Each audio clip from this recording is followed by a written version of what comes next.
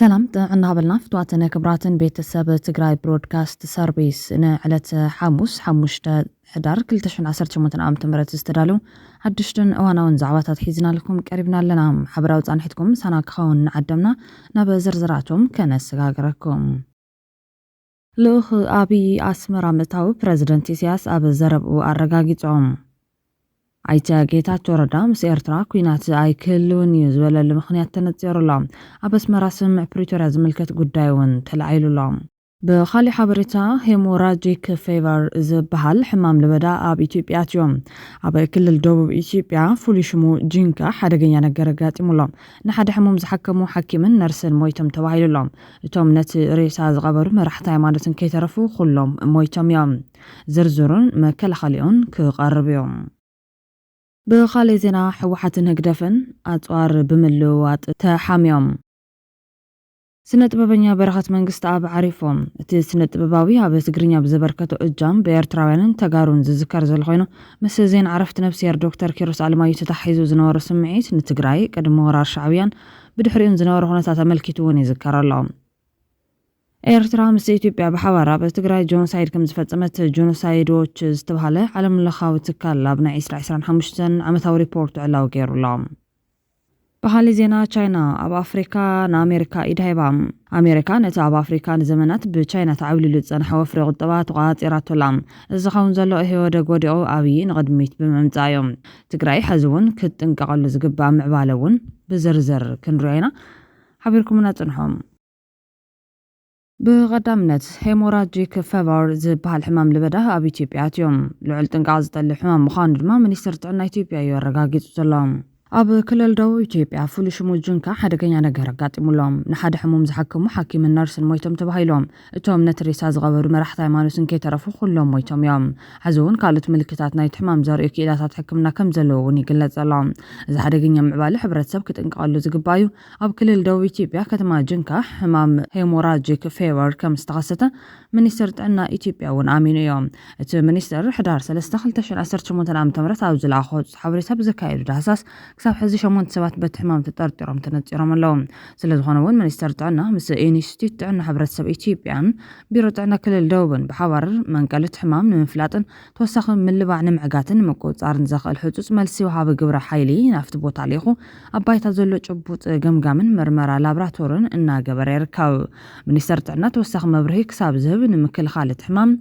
بعفن فنجان كالوت كفلا كالاتن مفساس دم وعي تقاماتن تملاسن انتره بوانو نابت كالتعنا مخادن مرمرا لابراتور مقبارن ملكت عبتر إيلو زخون سب زي من خان قدمي من خادمة مكلا خالميلاتات متقام كل جيزي يدخا بسانيتايزر ويدما بماين ساونا تحازي خامت راي زخون تكالتعنا أب مماين مفلاين حومات فولي تخورات بمقبار ناي فايرال هوموراجيك فيفر زمسل حمام مفلاي من مرمار محكمن صاب ملاخن يدليلو اللهم دم زفسس على نتايو إذا حمام زي بستفلالي فيروسات زمت حمام خوينو نبوز حكالات بمدقع أبا حكالاتنا نزركو سراور دم يقدم قدم حزي أبا ديمقراسياويت ريبابليك كونغو سينيغال أوغاندان كالوت هاجرات أفريكان كم لبدا زقات مخوينو كساب حزي أو إثيوبيا بمنستر تعنا خون بإنستيت هزباوت عنا إثيوبيا أي ترقاقت انزانيحوم كم تشموز حبرو زي حمام أبا استفلالي كفالات أكالات دم مفساس زاسعبن نموت كبت حزغال نحرقين يسعى اليوم مفساس دمن مفساس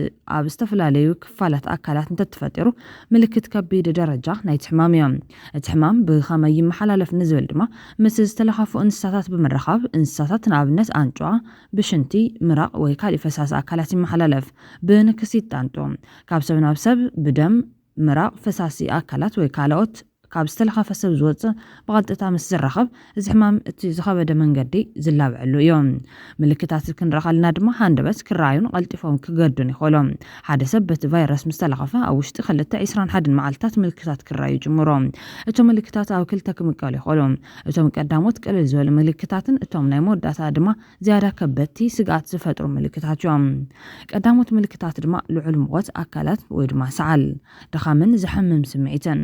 ቀንዛጮ متوارثاتن عزمن حمام راسي كانزا قررم كبتي ملكتات مالتون اتحمام ناقردك خيدن كالدما أم مفساس دم كم مقرفات ويدما كاباف أفنجا عيني وإذن مفساس دم مقدا حنقول مدنقار من قدقات محنكاس كوليتن تسألام كبدن مقدا لعل دخامن سنبادن وزتام بخاميكن كالا خلو ينخل قلت فحكمنا ورديت محتات أقداس كوان تخونه فواس مدحانت كنيلن مكل خال اتونكو مفتحيون السعب كنقبر قبا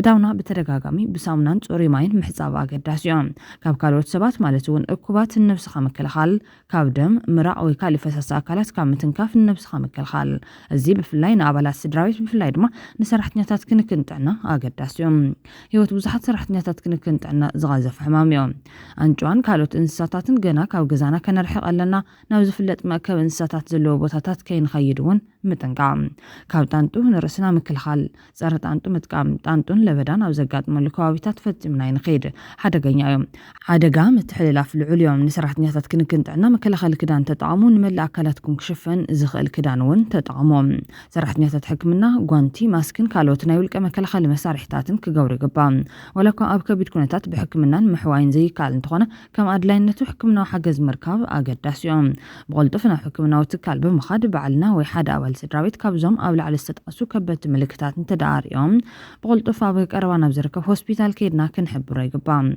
ناب منيستر تعنا إثيوبيا وي أبكوا زركب تكال تعنا تبصعب أغربهم كابسوميات عنا توكيسنا زغربنا يو حبريتايوم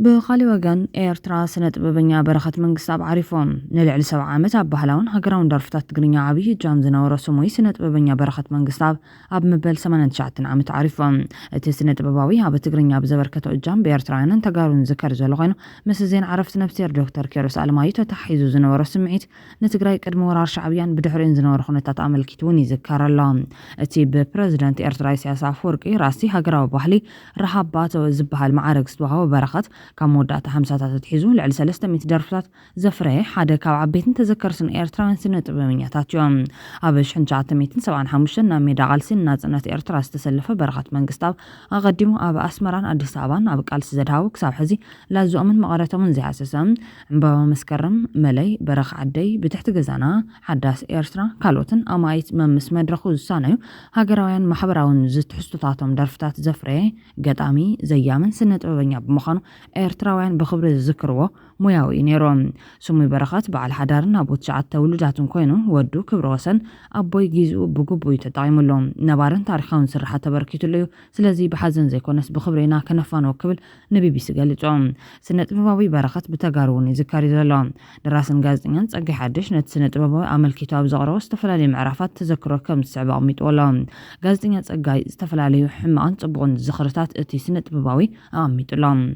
تذكر حدا قد مثلا سنكلتن عمتت أبش حنشعات 286 عام تمرت أنا المحازتين أب كتم عالدقرات زي اسمنا أما تركيين تنهلنا زوجهن زتكز المرد سامعنا مرد عند بتاو عرفتي دكتور دمتاوي كيروس ألمايو متجس هنتوات أما تركيين تندينا زنمرنا بحلفة دكتور دمتاوي كيروس ألمايو كان متكاز زل لتقبار كنفتس مكم زلنا بمن نسرحتو زوس زي ما مسرحنا ذكر شو عمالتون حنشعات 286 عام تمرت دكتور دمتاوي كيروس ألمايو زعرف لا معلتي عربي ويون قدام نبرتي مثلا نمو بحر دمت أو برخات منقصاب كاب سعود عرب ناب راديو إثيوبيا قانقا تقرينيا مدى بتصحيب الرأس الكدويلهم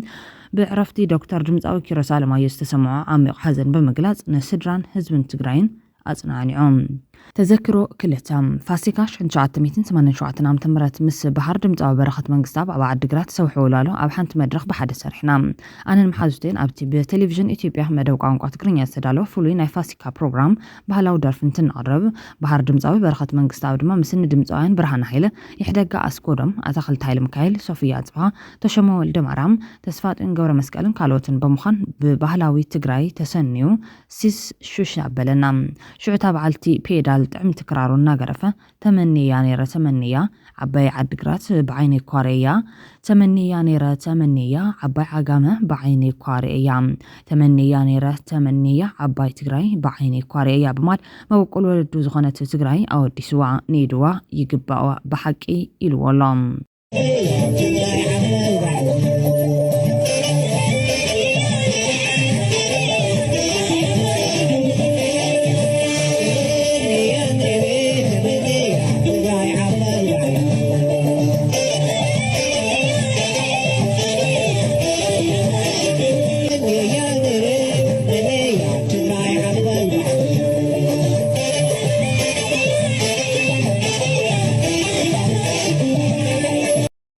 ذكروا سلستم قنبت حنشة عتميت تسعة عام تمرت خوينو كينات إتيار ترعتوا اللعام بحر دمت برخة منقص أبنة عباي زبلات قريب بزيمون كلمة أيون كنا شو سمعنا يوم برخة نتو من الناس أن تهاجروا كبدوا غاز خفل دقة تقراي نفلت من ديلا زعينتو بهجدة في تعزيز زي كونس آمينو اللي بزمسل نتقراين قدلان أنا شو شعودك تقراي نبرخة أنجوا خلت عندي إلنا يوم بزبلبتي بحر بركة منقص أب إنه أم بسمان شعتن عمتو نبتخلنا نخرج خير كبل ذكروا غازنيا تسقاي عموداتا بحر دمت برخة منقص أب معقبن مبرخة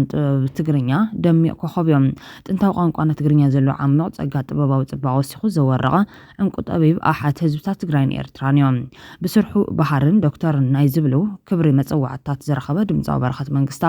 سمايو وارسوم بزن بتنزلنا سدرا مغرب رحوقن كربان أدناغتن تحلقتن وبتقرينيا صنعت هابنا بسلام عرف بحر دمت برخة منقص بيلو بعلت بيتو دكتور كيروس المايوون إن برخة ذكرت الخنتات كرما ورح ناسنا داي موزاتيبي أزمارين خوب كلتي يوم زنورم فقرن شعو زنورو تقارون إيرتراوين زنورم سنيت نزحد شولدو فقرو زدقس من تكونو سعيبو كقرب يوم نبرخة منقص منقص سمايو وارسو نمغرب رحوقن كربان أدناغتن تحلقتن وبتقرينيا دما صنعات يهابكم إلنا لنا بركات لنا عموت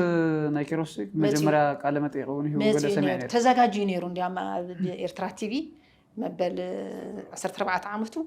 زخري لهم ذكرهم لنيرهم مسمرة نعمل الشفان كيرهم لنيرهم ديام سوي نيرت من قدي بعد بركة منقص مالي أقا زاقاجي بلو مالتي قربت نيرهم مثل بركات بحد ما يفعلالي جزاي مت ولا مسموت لك دبي نيرو متيو أروع سالست متيو دنجي صديا دبي نيرو بركة منقص شو نادشة متيو نابا متيو وفتحزن ده حرخال عيلة جيزة متيو خدان كغير لنا متيو نيرو حزن تاني أثاتي هم يلو متيو نيرو نحنا جن أيو قلم منين نيو دك أخي عبي قلم مليلني مالتي صبوا جيزة نيرو تجيزة طعمي نيرو تفقرهم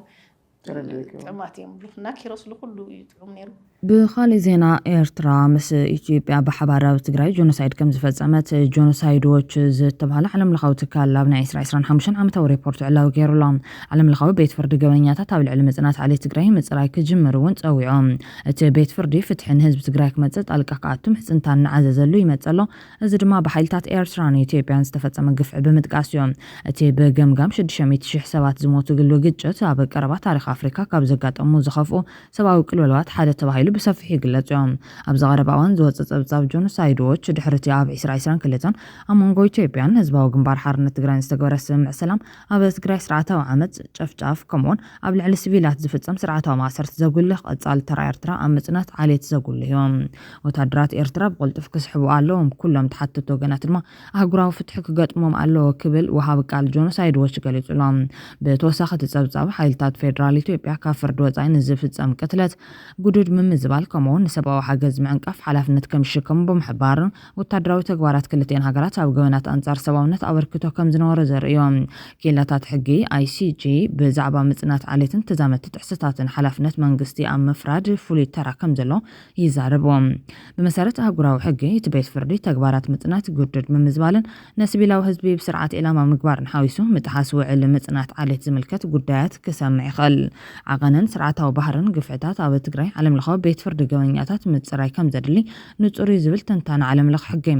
ኤርትራን ኢትዮጵያን ውዕል ምጽናት ዓሌት ብምጥሓስን ክሕተታ ይኽእላ እየን ይብሉሎም ጸብጻብ ጆኖሳይድ ወጃ ኣሜሪካ ወይ ካልእ ኣባል ሕቡራት ሃገራት ብክልቴን ሃገራት ኢትዮጵያን ኤርትራን ዝተፈጸመ ግህሰት ሰብኣዊ ምስላት ንምጽራይ እቲ ጉዳይ ናብ ICJ ካብ ምርሕ ፀዊዕሎም ብተወሳኺ ኤርትራ ኣብ 1997 ዘውፀቶ ቅዋም ከተጸድቕ ፖለቲካውን ሃይማኖታውን ናጽነታ ከተውሕስ ኩሎም መስራት ፖለቲካ ክትፈትሕውን እቲ ትካል ይጽውዖም ወላ እኳ ናይ 2022 ስምምዕ ሰላም እንተሃለወ ሰራዊት ኤርትራ ኣብ ትግራይ ምህላው ተስፋ ሰላም ከይዕንቀፍን ቀጻሊ ጥሕሰትን ስክፍታታት የልዕል ተዓዘብቲ ምትእታው ICJ ተሓታትነት ንምትግባርን ነሲቪላት ንምክልኻልን ዘይሻራዊ ኣገባብ ክህብ ከም ዝኽእል እውን ይምጉትሎም ምጽናት ዓሌት ትግራይን ማሕበረሰብ ዓለም ብግፍዒ ኣብ ምሕታት ሃገራት ኣብ ምሕታት ዘጋጥሞም ብድሆታት ብጽኑዕ መዘኻኸሪ ኮይኑ ይቕጽለሎም ተሳትፎ ICJ ድማ ነቶም ግዳያት ናብ ፍትሒ ዝወስድ ወሳኒ ስጉምቲ ክኸውን ይኽእል እዮም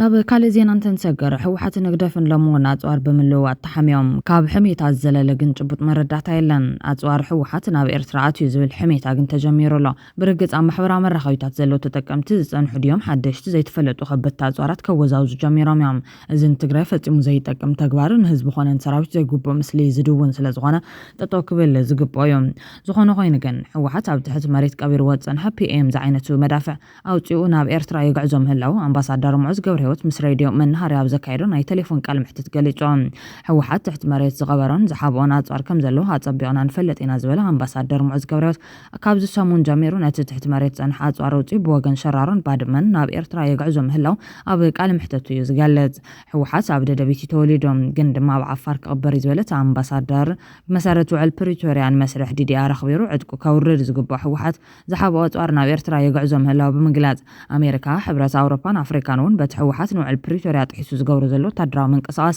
ሓላፍነት ከም ዝሽከሙ ይገሊጹ ዝርከብ ኣይቶም ሙዑዝ ምስ ኣባላት ሰራዊት ትግራይ ዝነበሩ ደቂ ኣዲስ ኣበባ ክቆጻጸሩ ደብረ ብርሃን ምስ በጽሑ እውን ከይተረፈ ይባዓስ ዝነበረ ሰብ እኳ እንተኾነ ንሱ ዝዛረቡ ዘሎ ግን ብቐሊሉ ዘይረአ ዘረባ እዮም ይኹን እምበር ብዛዕባ ዝምልከት ካብ ኢትዮጵያ ብወገን ናይ መንግስቲ ኣካላት ዝተሰምዐ መረጋገፂ ሓበሬታ ዘይምህላው እዩ ዝረኸብናዮ ሓበሬታ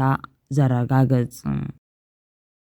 ብኻሊ ዜና ኣይተ ጌታቸው ረዳ ምስ ኤርትራ ኩናት ኣይክህልውን እዩ ዝበለሉ ምኽንያት ተነፂሮም ልኡኽ ኣብዪ ኣስመራ ምእታዊ እውን ፕረዚደንት ኢሳያስ ኣረጋጊጾም ካብ ትማል ጀሚሩ ብበዝሒ ዝዝርጋሕ ዘሎ ዜና ጌታቸው ረዳ ኣብ ለንደን ካብ ዝተገበረሉ ቃል ምሕተት ኩናት ኣይክህልውን እዩ ምኽንያቱ ክልቲኦም ኣካላት ኩናት እንታይ ምዃኑ ይፈልጥዮም ዝብል እዮም እዚ ዜና እቲ ሓደ ሶኒ መፂኡ ይፍክር እቲ ሓደ ሶሉስ መፂኡ ኩናት የለን ይብል ስቑኢልካ ሕውስውስ ዝኾነ ነገራት እዩ ዝካየድ ዘሎ ፈጣሪ ባዕሉ ሰላም የውርደልና ሰላም ይሃበና ኣብ ዝበሃለሉ ዘሎ ወቕቲ ይስማዕ ዘሎም እዚ ናይ ኣይተ ጌታቸው ረዳ ብስራት ኩናት ምስ ኤርትራ ዘይምህላው ሰናይ ዜና እዮም ይኹን እምበር ምስ ትግራይ ግን ስነልቦናውን ውክልናውን ኩናት ይቕፅል ምህላው ዘሰክፍ እዮም ምስ ኤርትራ ኩናት ኣይክህልውን እዩ ዝብል ዘሎ መንግስቲ ብልጽግና ንቲፒኤፍ ይዕጥቕን ይሕግዘን ኣብ ዓፋር መሬት ሂቡ የነቆጥ ቲፒኤፍ ንቲዲኤፍ ይዋግዕን ስሒቡ ፕሪቶርያ ክጥሕስ ይገብርን ኣብ ዘለሉ ወቅት እዮም ካብዚ ብተወሳኺ መንግስቲ ብልጽግና ፕሪቶርያ ተጥሒሱ ኢሉ ሓዘኑ ልቓቑን ይብል ደብዳብ ድሮን የካይድ ኣብ ዘለሉ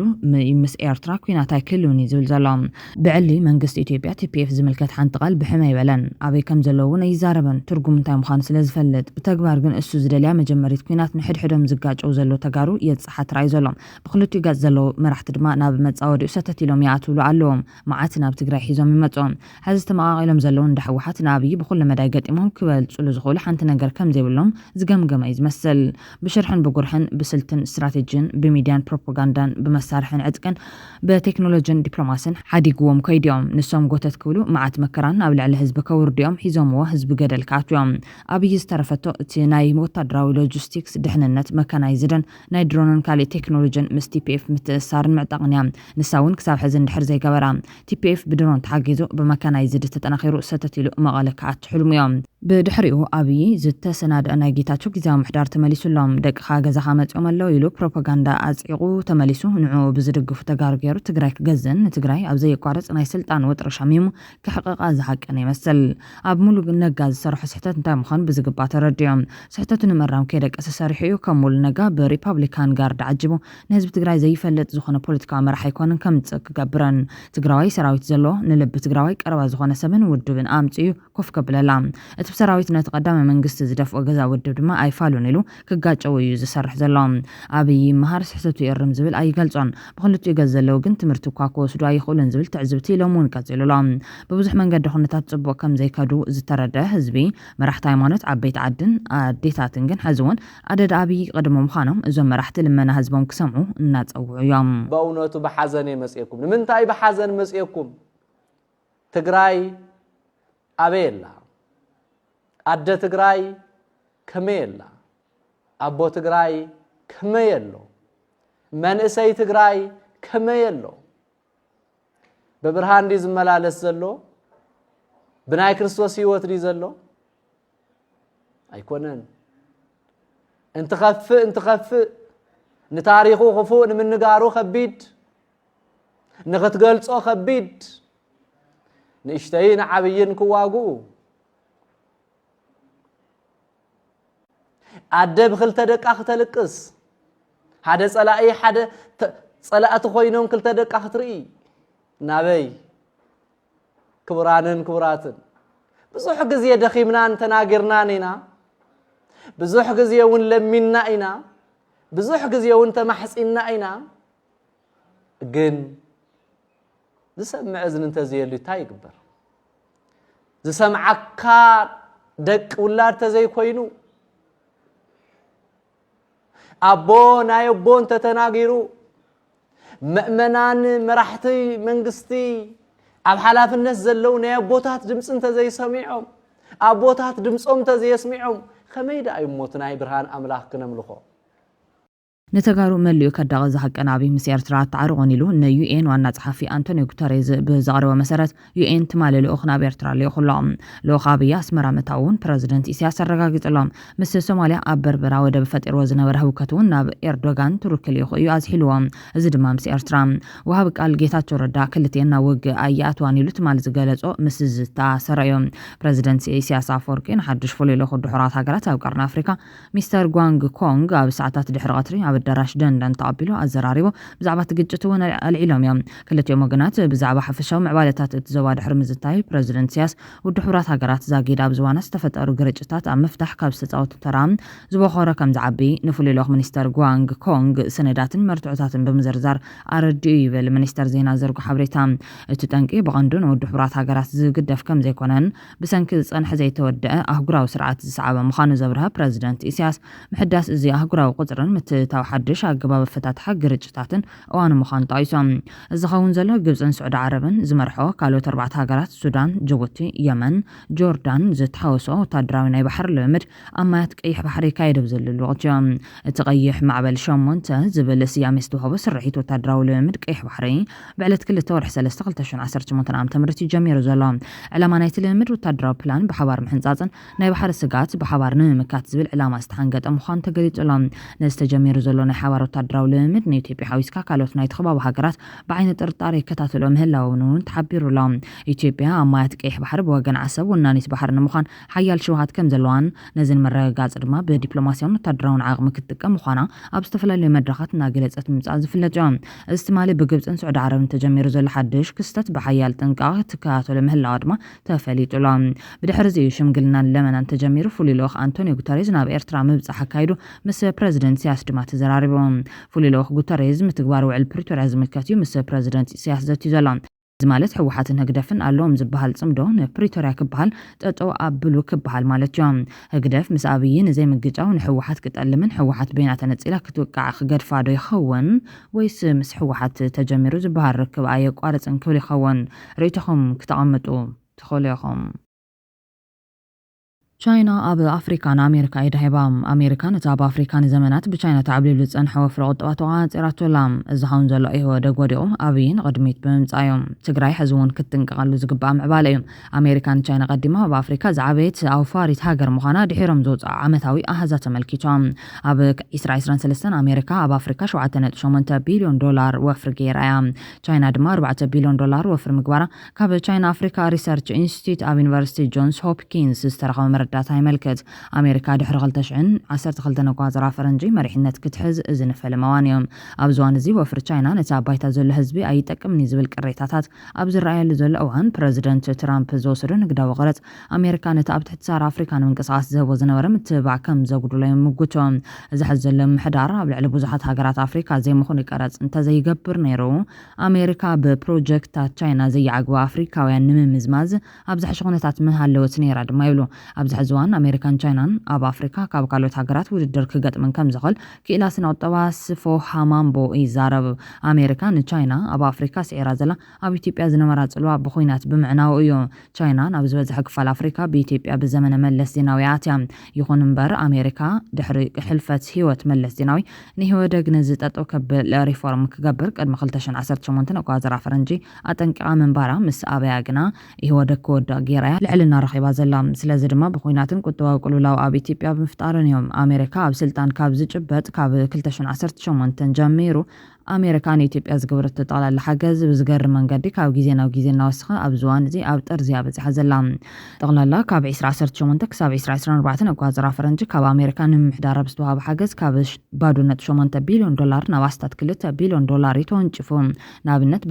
በጀት ዓመት 2018 $8 ቢልዮን ኣሜሪካ በጀት ዓመት 2019 $9 ቢልዮን ኣሜሪካ በጀት ዓመት 2020 $1 ቢልዮን ኣሜሪካ በጀት ዓመት 2021 $1.2 ቢልዮን ኣሜሪካ በጀት ዓመት 2022 $1.93 ቢልዮን ኣሜሪካ በጀት ዓመት 2023 $1.46 ቢልዮን ኣሜሪካ ኣብ 2024 $1.3 ቢልዮን ማለት እውን ክሳብ ሕዚ ኣሜሪካ ንኣብይ ዝሃበቶ ኮይኖም ድምር ጠቕላላ ድማ ካብ 2018 ክሳብ 2024 ኣቆፃፅራ ፈረንጂ $7.6 ቢልዮን ኣሜሪካ በፂሑሎም በኣንጻሩ ግን ቻይና ኣብ ኢትዮጵያ መንቆ ግጭት እናወስኸ ዝኸይ ዘሎ ሓደጋታት ኣጋጢሞሎም ኣብ ኢትዮጵያ ዘረአ ዘሎ ፖለቲካዊ ዘይምርግጋዕን ቀጻሊ ጎንፅን ቻይና ኣብ ዝተፈላለዩ ዓውድታት እንኮላይ ኣብ ዕደና ማኒፋክቸሪንግ ትሕተ ቅርጺ ከምኡውን ጸዓትነት ትገብርዎ ፍሩይ ዕንቅፋት ኮይኑሎም ኩባንያታት መድንጓይ ክፍሊት ናይ ጸጥታ ብድሆታትን ኣጋጢሞን እዮም ገለ ሰራሕተኛታት ካብቲ ቦታ ይወፁ ወይ ፕሮጀክታት ይገድፎም እቲ ንዓቢ ኢትዮጵያ ከም ማእኸል ተበግሶ ቤልት ኤንድ ሮድ ንዘለዋ ተራ ዘዳኽም ኮይኑ ስትራቴጂካዊ ጽልዋ ቻይና ዘዳኽምን ኣውፈርቲ ንፋይናንሳውን ሕጋውን ሓደጋታት ዘቃልዕን እዮም ወፍሪ እናቐጸለ ከሎ ግን እዞም ብድሆታት እዚኣቶም ኣብ ቀርኒ ኣፍሪካ ንቻይና ንዓበይ ዝኸይ ዘሎ ፋይናንሳዊ ስርሒታውን ዝናን ክሳራታት ዘመልክቱ እዮም እዚ ማለት ምምሕዳር ኣሜሪካ ነታ ብዘበነ ህይወት ግዝኣተወት ቻይና ብቕልውላው ከም እትኸስር ገይሩ እዩ ዝደፍኣ ዘሎ ካብዚ ትምህርቲ ዘይወሰደ ዝመስል ሎሚ ድማ ካሊእ ደመና ኩናት ኣብ ዝሰርበሉ ዘሎ መግለፂ ዝሃበ ዶክተር ደብረጽዮን ከም ተቐድሞ ኩናት ትግራይ ዝነበረ ህዝቢ እከለ ሓውና ክንውረር ኣይፈቅድን ማሕበረሰብ ዓለም እዚ ዞባ እናተሓመሰ ክርኢ ከም ዘይደሊ እዩ ዝብሉ ነበርያ ነበረታት ዝመስል ዘረባታት ከንፀባርቑ ተራእዩ ዘሎ ብፍላይ እቲ ናይ ርእሱ ዕድል እውን ክውስን ዘይኽእል ህዝቢ ዓፋር ዓገብ ክብል እዮም ህዝቢ ኤርትራ ክቃወም እዩ ህዝቢ ኣምሓራ ሰላም እዩ ዝደሊ ዝብሉ ዝነበሩ ዘረባታት ሎሚ ዝድገሙ ዘለዉ ኮይኖም ልዕሊ ኩሉ ዋጋ ዘኽፈለን ከኽፈል ዝኽእልን ገምጋም ድማ ማሕበረሰብ ዓለም ዝበሃል ሕውስዋስ ኣካል ብድፉኑ እዚ ዞባ ክሕመስ ኣይፈቅድን ዝብል ጉጉይ መደምደምታ እዩ እቲ ጸሓፋ ከይዲ ኮይኑ እንታይ እዩ ዝብል መፍትሒኡስ ኩናት እዩ ዝገብር መጨረሻ ማለት እዩ መፍትሒኡ ሰላም ኣሸማግሉን ኣይኮነን ወይ ናብ ዝተእትውን ኣይኮነን ባዕሪ ዕገስን እያ ትብል መእሰሪታ ኣነ ከም ዘለ ዕገስ ይኽእል ስለዚ ፍለጡ ለየ እዩ ስለዚ ዓለም له ማሕበረሰብ ኣብታ ጸቕጢ እዩ ካብኡ ላዕሊ ማለት ተዘረባ ይዝረበሎ ግን ጸቕጢ ይጎሎ ኢና ንብል ዘለና እምበር ትፈጸሚ በቃ ታስምዕ ፕሪቶሪያ ትፈጸም ዝብል ነገር ኣብታ ዓለም له ማሕበረሰብ እውን ኣሎ ኣብዚ ከባቢ ሰላም ከይዝረግ ዝብል የሎም ግን ኤርትራ ነገሎም ስለ ዝለዓሉ ምስና ይወደብ ክዝረግና ይንደልን እዚ ንኣሜሪካ ረብሓ እውን ጸባ እዩ ንኣሜሪካ ረብሓ ኣብዚ ከባቢ ሰላም ተልዩ ዶክተር ደብረጽዮን ነዚ መግለጽ ዝህብ ዘሎ እታ ፈለማ ጆኖሳይዳዊ ኩናት ትግራይ ክፍጸም ዝፈቐደትን ድሕሪ ብዙሕ እልቂትን ዕንወትን ሰራዊት ትግራይ ሓይሉ ብዓወት 21 ሰነ 2013 ዓ.ም ምስ ኣርአየ ንትግራይ ፍሉይ ቆላሕታ ብምሃብ ምክትታል ጀሚራ ኣብ ማእኸል ዝገበሩ ሽርሕታት ፈጺማ ስምምዕ ፕሪቶሪያ ኣፈራሪማ ኣፈጻጽሙ ግን ዕሽሽ ኢላ ኣብ መወዳእታ ፍሉይ ከልዒላ ብሚኒስትሪ ጉዳያት ወጻኢ ዝወሃብ ዝነበረ መግለጺ ንስምምዕ ፕሪቶሪያ ገዲፋ ትስምዕ ተረሲዖም ሓደ ሓላፊ ሴነት ጥራሕ ክዝክሮ ኣብ ዝገበረትሉ ወቕቲ እዮም ኣሜሪካ ንጉዳይ ትግራይ ኢትዮጵያን ካብ ናዕቢ ማስተር ፕላን ኣዲስ ኣበባ ክሳብ ጆኖሳይዳዊ ኩናት ዝጅምር ወሳኒ ተራ ክትፃወት ዝፀንሐት ኮይና ሕዚ እውን ዝተኸፈለ መስዋዕት ተኸፊሉ ኣብ መወዳእታ ክሳድ ተሓዚትን ሃገር ምዃና ክርስዕ ይብሉን ኣሜሪካ መሪሕነት ይወደግ ኣብ 2010 ዓ.ም ክወርድ ብኤችአር 2018 ዝተባሃለ ማዕቐብ ዘገደደትን ኣብይን ኢሳያስን ብሓንሳብ ኣብ ዞባ ውህደት ክሰርሑን ኣሜሪካ ዝጠቅም ሪፎርም ክካየድ ብዶላንድ ያማማቶ ዝተባሃለ ኣምባሳደራ ዘተሓባበረት ሃገር ምዃና ቀልም ሕተት ኢሳያስ ኣፈወርቂ ተወኪስካ ምርዳይ ካልዩ ኣብይን ኣብ ስልጣን ምስ መፀ $10 ቢልዮን ንሃገራዊ ለውጢ ካብ ምምዳብ ክሳብ ኣብ ሰነ 16 2010 ዝተፈጸመ ናይ ቦምብ መጥቃዕትን ምምርማርን ኣባላት ኤፍቢአይ ናብ ኣዲስ ኣበባ ምስዳድ ኣብይ ሽልማት ኖቤል ክሽለም ካብ ምሕጋዝ ክሳብ ሕወሓት ኣንጻር ዞባዊ ውህደት ኮይና ናይ ዝብሉ ኢሳያስን ኣብይን ጥራን ተቐቢላ ኩናት ትግራይ ክጅመር ፍቓድ ዝሃበት ዓዲ ምዃና እቲ ኩናት ካብ ዝጀመሩ ጥቅምቲ 2013 ክሳብ ወርሒ ጥሪ ዝነበረ ግዜ ዝኾነ መግለፂ ዘይምውፃእ እኹል ምስክር እዮም መሪሕነት ሕወሓት ከም ሎሚ ከይኾነ ክልተ ጆኖሳይዳዊ ኩናት መኪቶም ናጽነት ትግራይ ከግህዱ ኣብ በረኻታት ትግራይ ትግራይ ዝራኸቡ መናእሰይ ትግራይ ንሕድሕዶም ክጋጭው ኣብ ክልተ ከይተገምዐም ኣብቲ ናይ 2013 ዓመተ ምህረት ካብቲ ዘመነ ጥፍኣት ንጆኖሳይዳዊ ወራር ትግራይ ንምምካት ነቲ ቃልሲ ብኣድማዕ መንገዲ ንምምራሕን ሓያልን ዝተጠርነፈን ግንባር ምምስራቱ ዘይከሓድ ሓቂ እዩ። ኣብ እዋን ኩሎም ኣብ ምጽናት ዓሌት ትግራይ ዝተሳተፉ ገበነኛታት ናብ ፈርዲ ብምቕራብ ትግራይ ካሕሳት ዝወረዳ ጥፍኣት ብሃገርነት ክድበስ ተስፋ ናይ ዝሓድሽ ወለዶ ትግራይ ዝነበረ ኮይኑ ከም በዓል ኣሜሪካ ዝኣመሰሉ ኢትዮጵያ ከይትፈርስ ትግራይ ክጠፍእ ዝወሰኑ ሓያላት ሃገራት ድማ ሰራዊት ትግራይ ድሕሪ 21 ሰነ ናብ ኣዲስ ኣበባ ክግስግስ ምስ ጀመረ ፍሉይ ተገዳስነት ብምሃብ ፍሉይ ልኡኽ መንግስቲ ብምምራጽ ንኢትዮጵያ ምድሓን እዩ ዝብል እምነት ብምምሕዳር ሰራዊት ትግራይ ንኣዲስ ኣበባ ኣብ ናይ ጠመንጃ ርሕቀት ንምእታውን ናይ 2 መዓልታት ቃልስን መስዋዕትን ጥራሕ ክሳብ ዝተርፎ ይከታተሉ መንባሮም ኣየርስዓን። በቲ መብዛሕትኦም መራሕቲ ብልጽግና ተስፋ ቆሪጾም መውፅእ መንገዲ ይደልዩ ነይሮም። ገለ ካብኣቶም ምስ መራሕቲ ሰራዊት ትግራይ ክዘራረቡን ክሰርሑን ፈቲኖም ነይሮም። ካልኦት ድማ ትግራይ ክትንጸል መሰል ኣለዋ ንኣዲስ ኣበባ ግን ኣይትመንጡልና ዝበሉ ነይሮም። ኣዝዮም ውሕዳት ጥራሕ እዮም ክሳብ መወዳእታ ክቃለሱ ዝተዳለወ። ኣብ ከም ዝኣምሰለ ወሳነ ወቅቲ ኣብታ ናይ መወዳእታ ህሞት ብወገን ትግራይ ናብ ኣዲስ ኣበባ ንመጽእ ዘለና ፍትሒ ንምድላይ እምበር ሃገር ንምምሕዳር ኣይኮነን ምስ ተባሃለያ ሓያል ሃገር ኣሜሪካ የማነ ፀገም ተመልኪታ ነቲ ረዚን ዋጋ ዝተኸፈሎ ቃልሲ ብዜሮ ዘባዝሐቶም። ንምዝኽኻር ዝኣከል እቲ ናይ ትግራይ መሪሕነት ምስ ኣብ ጅቡቲ ኮይኑ ሕወሓትን ኣዲስ ኣበባ ዝኣቱ እንተኮይኑ ንሕና ሕጊ ኣዲስ ኣበባ ከነኽብር ክንኣቲና ዝበለ ኣሜሪካዊ ኮርኔል ናይ ሰላም ድርድር እውን ኣይገበረን። ብድሕሪ እዚ ሰራዊት ትግራይ ከቢድ ዋጋ ከፊሎም ብወከተ ብቅዕ ድማ ኣብ መንጎ ዝነበሩ ዝርርባት ባኺኖም። ኣብይ ኣሕመድ ንኣሜሪካ ዝተዋደቅኩ ሰብየ ምምሕዳር ኣሜሪካ ግን ኣንጻር ከም ዝኣመሰልኩ ንረብሓ ኣሜሪካውያን ዝዋደቕ መራሒ ከውድቕ ይፅዕረሎ ኢሎም። ኣብ ድሮ ሳልሳይ ዙር ኩናት ትግራይ ነዘ ኒውዮርከር ዝተባሃለ ፍሉጥ ጋዜጣ ጠሪዑ። እቲ ጋዜጠኛ ናይቲ ጋዜጣ ናብ ኣዲስ ኣበባ መፅኡ ብብልጽግና ዝለምዑ ቦታታት ተቐዳሚ ሚኒስተር እናዘወረ ክዕዘብ እናገበረ እዩ ነዊሕ መዓልትታት ምይይጥ ኣካይዶም። ብድሕሪ ብልጽግና ምስ ኣሜሪካ ዝተባሃለሉ ክገብር ተስማዕሚዑ። ኣሜሪካ ዳግም ትግራይ ክውረር ፈቒዳ ኣብ መወዳእታ ድማ ሻዕብያ ብልጽግና ኣምሓራ ዕጡቃት ኮይኖም ብዙሕ ናይ ዓሌት ምጽናት ፈጺሞም። ብልጽግና እውን ኩሉ ዓቕሚ ወዲቡ ኩሉ ፀጋታት ሃገር ኣብ ኩናት ተውዒሉ ንመቐለ ከበባ ክገብር ብሸነኽ ምብራቕ ጥቓ ዓዲግራት ብሸነኽ ዞባ ማእኸል ዕዳጋ ዓርቢ ብሸነኽ ደቡብ ጥቓ ማይጨው በፂሖም ጅግና ሰራዊት ትግራይ ምስ ውሕድ ሎጂስቲኩ ይኳሻሕ ነይሮም። ሻዕብያን ብልጽግናን ዕጡቃት ኣምሓራን ድማ ጥፍኣት ሕወሓት ዘይኮነስ ትግራይ ዘጥፍእ ኩሉ ይፍጽሙ ነይሮም። ኣብዚ እዋን እምበር ኣሜሪካ ዳግም ምፍራስ ኢትዮጵያ ብንጹር ሰራያ መቐለ ኣብ ትሕቲ ቁፅር ጆኖሳይደራት ዳግም ተወዲቓ ዝኽሰት እልቂት ብሓደ ወገን ሰራዊት ትግራይ ናብ ደባይ ውግን ተመሊሱ ዝህሉ ደም ምፍሳስ ብኻልእ ወገኑ ዝብሉ ኣቦቶም ኮይኖም ንኣሜሪካ ልክዖም ትድሕሪ ስምዕ ፕሪቶርያ ግጥም ፋኖን ብልጽግናን ዝተጀመረ ጆኖሳይደራት ንመቐለ እንተተቆጻጺሮም ከጋጥም ዝኽእል ግጥም ሻዕብያን ብልጽግናን ንኢትዮጵያ ክፍርሳ ከም ዝኽእል እቲ ንህልቂት ትግራይ ብስቕታ ክዕዘብ ዝጸንሐ ዋና ጸሓፊ ሕቡራት ሃገራት አንቶኒዮ ጉተሬዝ ከእውጁ ጀሚሮም። ኣሜሪካ ድማ ኣብ ፕሪቶርያ ስምዕ ብኣስገዳድ ክፍጽም ኣዚዛ። ኣብቲ እዋን ስምዕ ፕሪቶርያ ብድሌት ሕወሓት ወይ ብናይ ብልጽግና ድሌት ዘይኮነስ ብመሰረት ናይ ኣሜሪካ ፕሮግራም ተፈሪሞም። እቲ ናይ ፕሮግራም ስምዕ ድማ ብኢድ ጌታቸው ረዳ ኮነ ሬድዋን ሁሴን ዘይኮነስ ብማይ ካመር ዝተጻሕፈ ምዃኑ ድሕሪ ዘለዉ ምዕባለታት ዘነጽርዎ እዮም። ሓቂ እዩ እቲ ብማይ ካመር ዝተነደፈ ሰነድ ፕሪቶርያ ነታ ወያናይ ዲሞክራሲ ሸኺሉ ክቃለስ ንጸንሐ መሪሕነት ደብረጽዮን ዘይኮነስ ነቲ ሃገር ኣብ ፖስታ ብልጽግና ዝበሃል እዩ ኣብ ዝርዝር ሓራጅና ባንኪ ዓለምን ትካል ገንዘብ ዓለምን ዘረከበ ኣብይ ኣሕመድ ዝድግፍ እዮም። ሓቂ እዩ እቲ ፌርማ ድምፂ ጠመንጃታት ስቕ ክብሉ ዳ ገይሩ እምበር ስቓይ ህዝቢ ትግራይ ከምቲ ዝነበረ እዮም ሙሉእ በሙሉእ ተግባራዊ እንተኮይኑ ዋላ እውን ንትግራይ ዝጠቅም ንኩሉ ኣካል ሰላም ዘምጽእ ኣይኮነን። ብልጽግናን ሕወሓትን ካብ ዝወፃ ዝዛረብሉን ዝስማዕምዑሉን ሓድሽ መድረኽ የድልዮምን ምትልላኽ ገዲፎም ናብ ልዝብን ክምለሱ ጥራሕ እዩ እንኩ መፍትሒ። እቲ ሕዚ ዝኽሰት ዘሎ ፍጻመ ነቲ በቲ ስምዕ ዝተቆጥዐን ሻዕብያን ዳግማይ ክስሕቕን መሊሱ ክሕጎስን ነቲ ስምዕ ክቐዶን ዝፅዕር ዝደሊ መንግስቲ ኤርትራን መሻርክቱ ዕጡቃት ኣምሓራን ባህ ዘብልዮም። ድሕሪ ብዙሕ እልቂት እውን እንተኾነ እቲ ውሳኔ ናይ ኣሜሪካን ድሌት እዩ ዝውስኖ። ዓረብ ኤምሬትስ ብዘይ ትእዛዝ ኣሜሪካን ሓንቲ ስንዝር እኳ ኣይትንቀሳቐስን እያ። ስለዝኾነ ኣብይ ኣሕመድ ናይ ዓረብ ኤምሬትስ ድሮናት ተጠቒሙ ክወርር ይዳልሎ እንተኾነ ገና ኣሜሪካን ሕብረት ኣውሮፓን የጠንቅቖን ይቃወሙን ኣለዋ ዝብልዎ ነበረ እዮም። ኣብይ ኣሕመድ ናብ ወንበር ምድያቡ ዓረብ ኤምሬት ምስ ስዑድያ ዓረብ ኮይና ንየመን ጆኖሳይዳዊ ኩናት ንልዕሊ 7 ዓመታት ክትገብር እንከላ ቀንዲ ሓቀንቲ ኩናት የመን እስራኤልን ኣሜሪካን ምዃነን ክሳብ ሕዚ ዘይበርሀሉ ድንዙዝ ትግራዋይ እንተሃልዩ ንኢሳያስ ኣፈወርቂ ሕተቶም። ሽዑ ኢሳያስ ወደብ ዓሰብ ንኩናት ኣብ ልዕሊ የመን ኣካሪዎም ስለ ዝነበረ ኩሉ ምስጢር ሓቀንቲ ኩናት የመን ኢሳያስ ኣፈወርቂ ብርእዩ ዝፈልጦ እዮም። ኣብ ማእኸላይ ምብራቕን ቀጠና ቀይሕ ባሕርን ዝሓለፉ 70-80 ዓመታት ዝተኻየዱን ዝካየዱ ዘለውን ኩናታት ብምሎም ኣብ ትግራይን ኣብ ኤርትራን ኢትዮጵያን ዝተገብሩ ኩናታት ሓዊስካም እንተስ ብድሕሪት እንተስ ብቅድሚት ኮይንና እትዝውሮ ኣሜሪካ መሪሕነት ትግራይ ኣሜሪካ ንኣብይ ኣሕመድ እንተስ ብግልፂ እንተስ ብሕቦ ኩናት ኣብ ልዕሊ ትግራይ ክገብር እትደፋፍእ ሃገር እምበር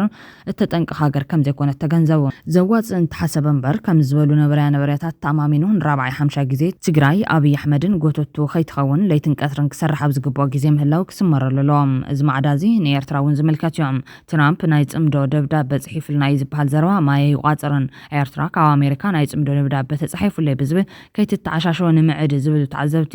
ንኢራንውን ናይ ሰላም ልዝብ አለ ኣሳሰይል ክለኹ እናበለት ያ ተጻዊታት ላሞ ተጠንቀቁ ኢሎም ኣሎም እቲ ዕወት መፍትሒ መሪሕነት ትግራይ ካብ ህዝቢ ትግራይን ደቁን ዘቃምዎ ዝተፈላለዩ ትካላትን ዘቀርቡ ዘሎ ፖለቲከኛታትን ናብ ዘተምጹ ዝብል ጻውዒት መባልን ኣብ መንጎ ተጋሩ ዘሎ ኣፈላላያት ብምጽባብ ዓቕሚ ትግራይ ብመካብ ኩናት ዳግም ኣብ ትግራይ ከይውላዕ ኣማራጽ ሓሳብ መቅራብን ብልጽግና ነቲ ስምዕ ክፍጽም ዘኽእሉ ኣማራጽታት መቅራብ ምስራሕ ኣገዳሲ ምዃኑ ዝግለጽ ዘሎ